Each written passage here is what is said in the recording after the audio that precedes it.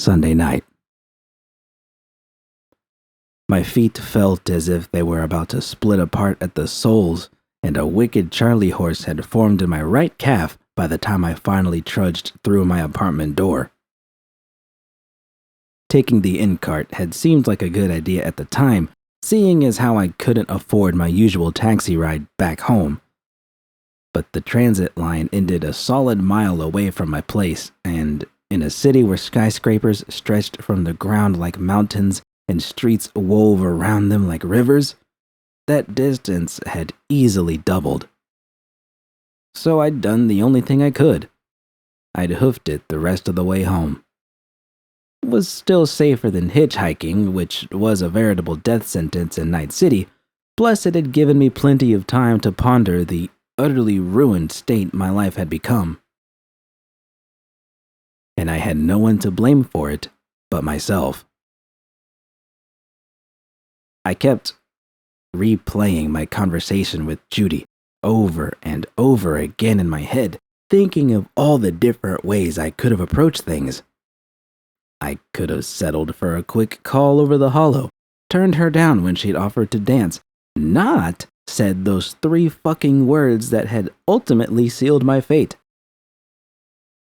Yet, even as I considered all the ways things could have gone, I kept thinking back to how they'd actually gone.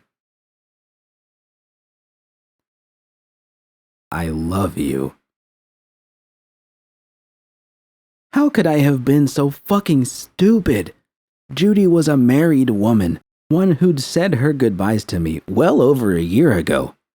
And rather than be the friend to her that I could have been, that she'd offered to be, I'd chosen to play the pathetic X card and espoused my love for her right smack dab in the middle of some corpo chow joint. And why? Because I couldn't let go of the past. Because I couldn't accept things the way they were. Because I loved her, damn it, and deep down inside I knew she still harbored feelings for me. But none of that mattered anymore. Even if she hadn't gone running for the hills right then and there, even if she'd offered up the same sentiment out of some hazy, confused state, I'd ruined everything. Any chance I had of keeping in touch with her, of being friends with her, of being a part of her life in the way I wanted her to be a part of mine, as if that had ever been possible, was all over now. I didn't bother to change out of my clothes. Didn't see much point considering that in 12 hours I'd be cruising along at 35,000 feet on my way to Atlanta. So I grabbed my necklace off the nightstand and laid down in bed. I massaged my calf, trying to work the kink out of it, but it quickly became apparent that my efforts were in vain and that I was in for a long, uncomfortable night. With a sigh, I turned off the light and pulled the covers over me. It was a strange feeling, knowing that this would be the last night I ever spent in Night City. Thousands of nights I'd laid awake in bed, staring up at the ceiling, wondering what the next day would bring. No more. Ends. Tomorrow would be a day of ends, not beginnings. The end of my time in NC. The end of my old life that I'd literally bled for. The end of my connection with Judy. Couldn't look at it any other way. Not if I wanted to ever feel some semblance of happiness again. You'll find happiness again, I'm sure of it. A dull buzz startled me out of my thoughts. I rolled a roller coaster of emotions, beginning with confusion as I reached for my holo, followed by a brief wave of excitement when I saw the familiar message icon on my screen, which then gave way to disappointment as I read the message I'd received. Turtis Airlines, Flight TA-1025, with service from Night City to Houston to New Orleans to Atlanta. Boarding begins 7:35 a.m. Scheduled departure time 8:17 a.m. Projected arrival time 11:42 p.m. Subject to ground control strike.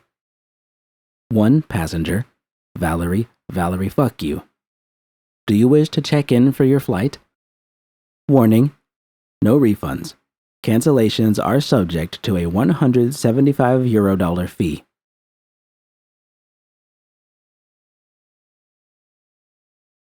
I stared at the screen, trying to give myself that last little push. I couldn't understand why it was so hard to move forward. There was nothing left for me here now. I didn't have a future here. Didn't have a past either. And unlike a few years ago when I'd fled to Atlanta not in search of something new, but because I was running away from all the bad things in my life, this time I had every reason in the world to leave. I just couldn't get any momentum going. It was like I was stuck in time.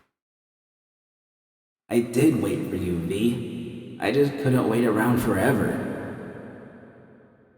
Finally, I grit my teeth and smashed my finger against the screen, confirming my flight. There. Done.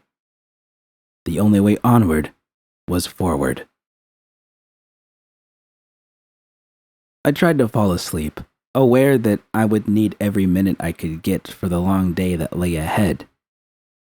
But the harder I tried, the more awake I felt, until I couldn't stand it any longer and threw the covers off with a loud huff. I had too much on my mind. Had to get it out. I began to type. My fingers moved quickly, stumbling over words. Didn't bother to fix any typos. Minutes passed. I kept having to stop and read back through what I'd written to make sure I hadn't forgotten anything. Nearly an hour had passed by the time I finally finished. Feeling no sense of satisfaction, I scrolled up and read through my manifesto. Judy, there's a lot I wanted to say to you. Mainly, I'm so sorry for what I did. I had no right to tell you I loved you and to kiss you like that. I don't know what came over me. I wish I could move on like I'm supposed to. Feel like I keep fucking it up. Gonna try and lay it all out here in the hopes this'll help. I do love you, Jude. Always have, always will. I was wrong to keep that inside of me. There's so much I did that was wrong. I never should have left you in the dark. Never should have left you at all. Should have gone with Pan when we had the chance. Things would be so much different. But I can't change that now. All I can do is try to put you behind me, but damn it, I don't want to. I want you to be mine, and I want for me to be yours, and only yours. This isn't fair. I don't deserve this. Nobody does. I know I sound like a depressed teenager. I know I'm rambling. Don't want to stop typing any more than I want to say goodbye to you. But like I said, there's not much I can do about it now. Please tell Bianca I'm sorry. And for what it's worth, I hope the two of you dance someday. Like you said, everybody needs to dance sometime. You definitely deserve to. Thanks for giving me one last dance. Goodbye, Valerie. Once I was sure there was nothing more to get out, I swiped my finger across the screen, deleting the entire block of text as if it had never existed. I threw my hollow aside and buried my face in the pillow. Goodbye, V. And I'm sorry. I wanted to disappear from existence, to slip back into that coma where the sound of church bells had comforted me like a warm lullaby. But I couldn't. This was my life now. I had no friends, no voice in my head to talk to, no one to love. All I had left was a one-way ticket out of NC, a bag full of shitty clothes, and a future that felt more terrifying and uncertain than ever before. The silence was deafening. No rain pattering against the roof, no arguments outside, no police sirens off in the distance. All I could hear was the sound of my own sobs in the darkness.